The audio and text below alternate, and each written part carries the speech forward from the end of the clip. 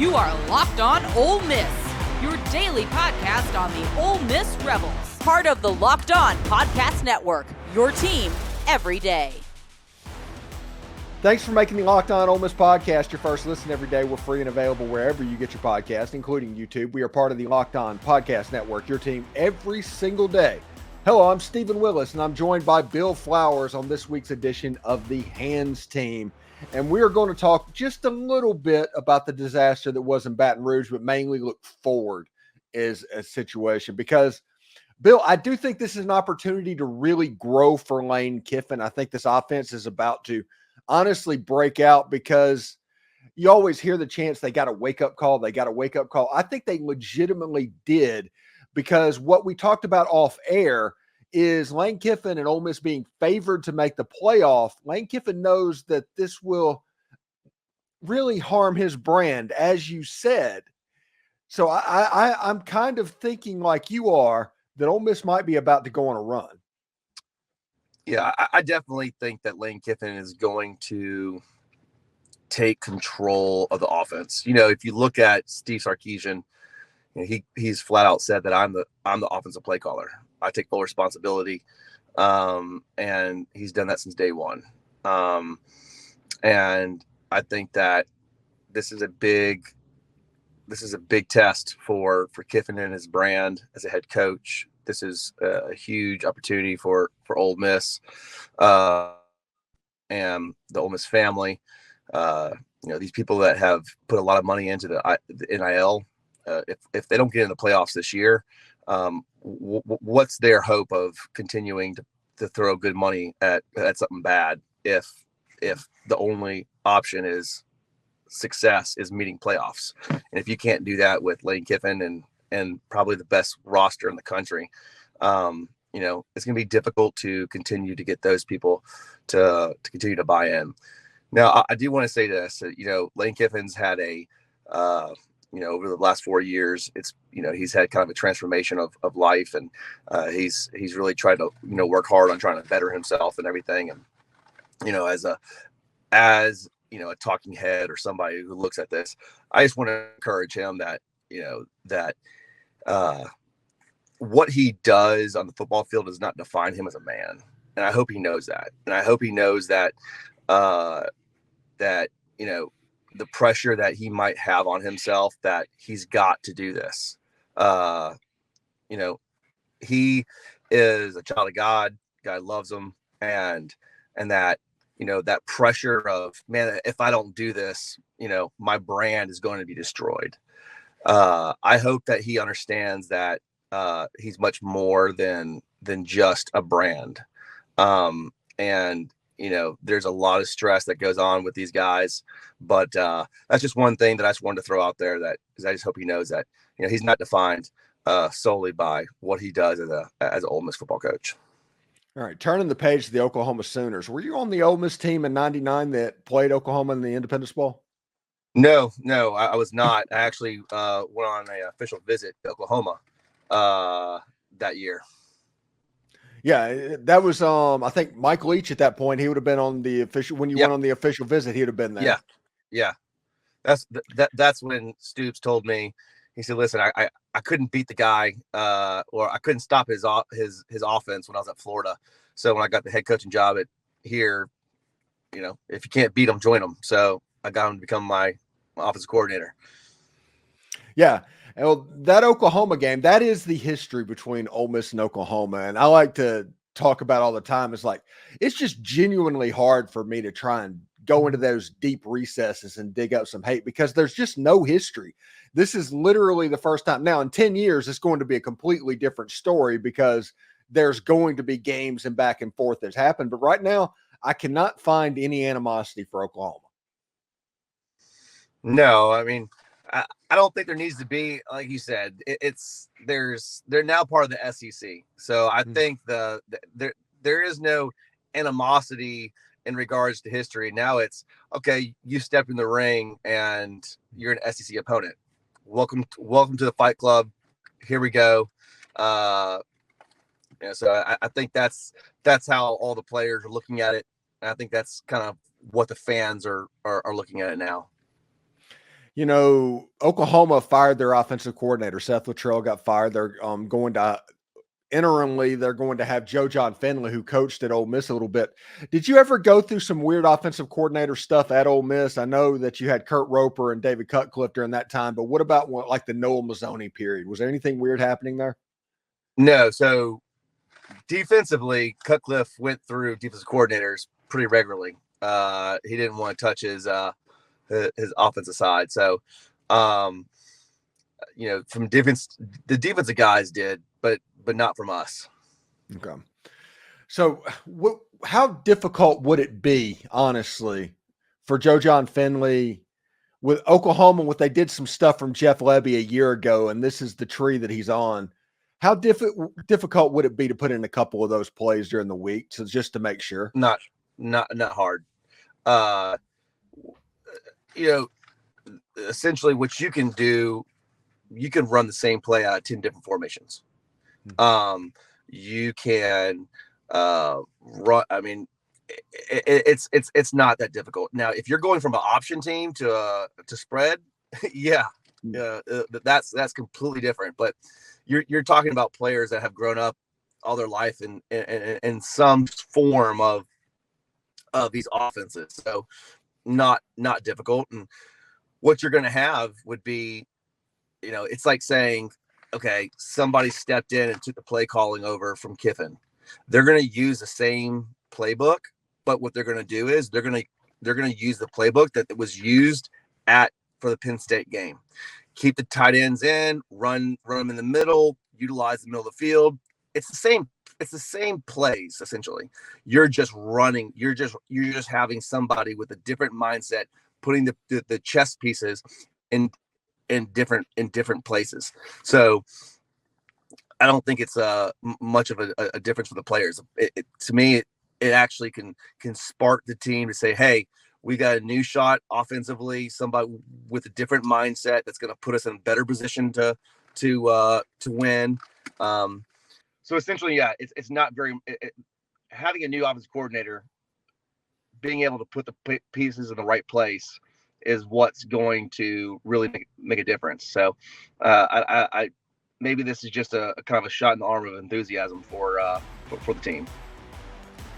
All right. Thanks again for making the Locked On Ole Miss podcast your first listen every day. When we come back, we're going to continue to talk to Bill about the Oklahoma Sooners game and what is going on. But first, I do want to let you know about LinkedIn Jobs. When you're hiring for your small business, you want to find quality professionals who are a right fit for the role. That's why you need to check out LinkedIn Jobs. LinkedIn has the tools to help you find the top professionals on your team faster and for free.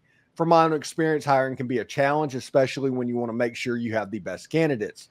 I've used LinkedIn Jobs to fill key positions on my team, and the process was incredibly smooth. It made finding qualified candidates so much easier. The platform does all the heavy lifting, allowing me to focus on what really matters, getting the right person on board.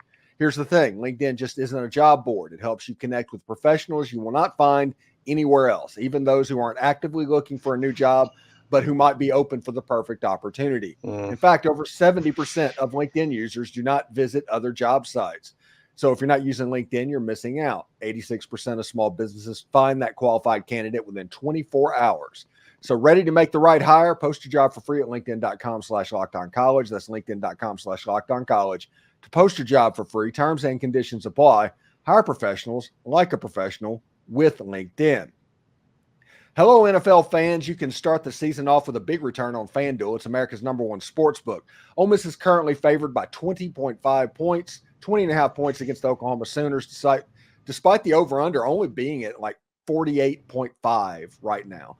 That's like a 34-13 or a 35-14 Ole Miss type of game. Honestly, that might make a little sense. But when you get a hunch in the middle of the game, you can check out the latest stats, live play-by-play, and much more on the same page where you place your bets. You'll get started with $200 in bonus bets, guaranteed when you place your first $5 bet. That's FanDuel.com. So we're returning with Bill Flowers here on the Locked On Ole Miss podcast, the hands team that we do every week during football season. We talked about the Oklahoma changing an offensive coordinator.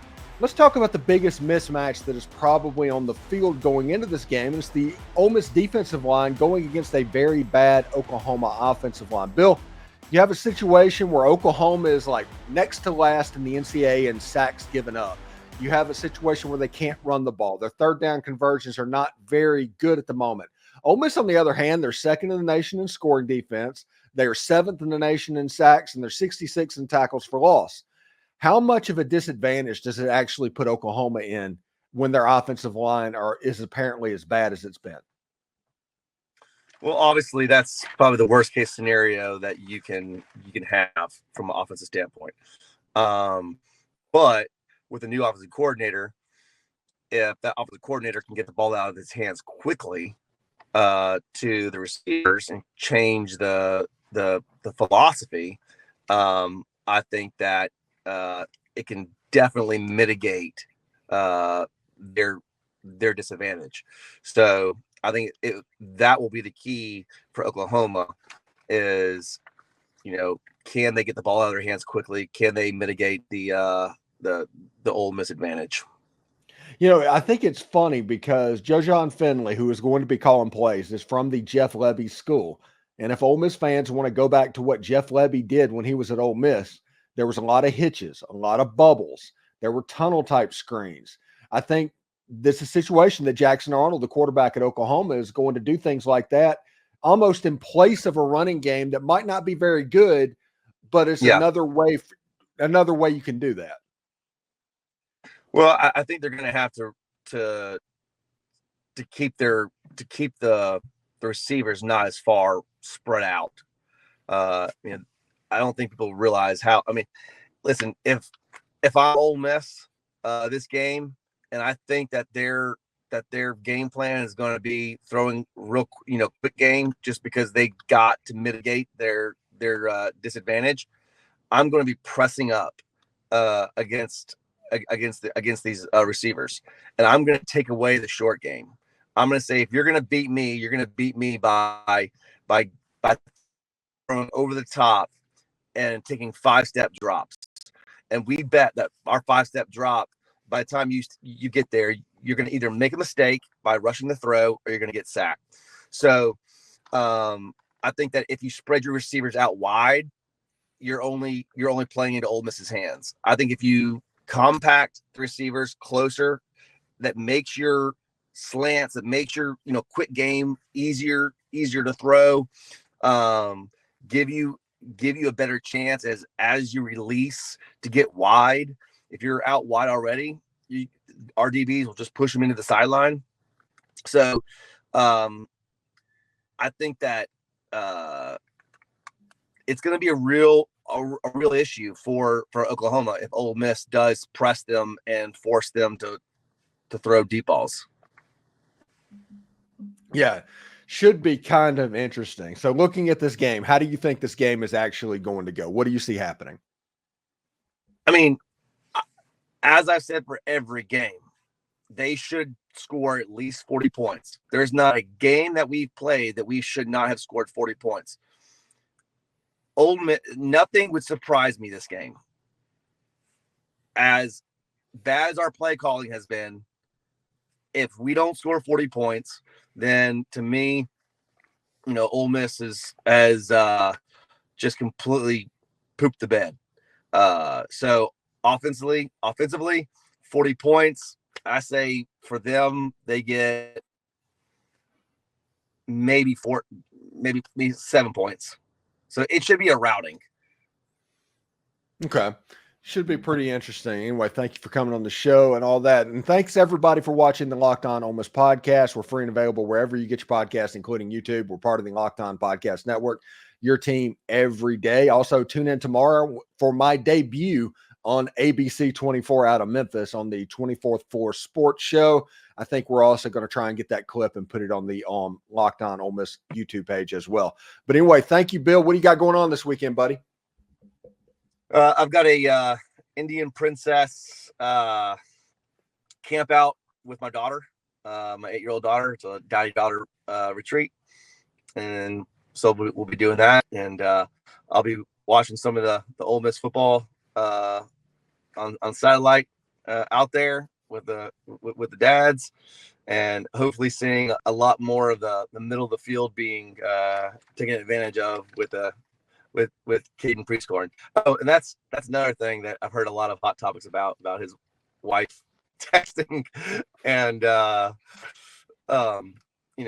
calling for her husband to get the ball, which, you know what, if he starts getting the ball more, you're going to start seeing Ole Miss win more. So, that's kind of my take on it. Probably wouldn't want my wife texting on social media, but you know what, if it gets me the ball more and we win, then all is well. All right, Bill. Well, appreciate it, bud. Have a good time at your camp out, and we'll talk to you next week, man. All right, buddy. Hi, Toddy. All right. Hotty toddy.